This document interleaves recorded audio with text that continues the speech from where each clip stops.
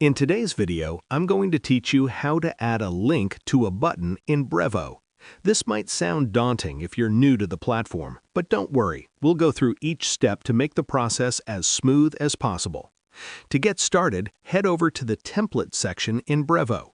Once you're logged into your account, navigate to the Templates menu. From here, you can either create a new template or choose an existing one to edit.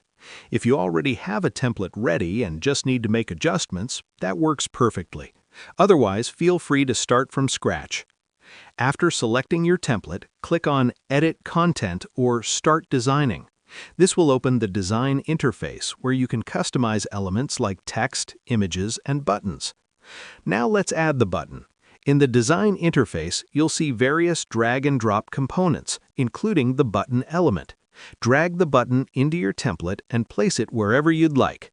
Once the button is in place, click on it to open its settings. This is where you'll add the link.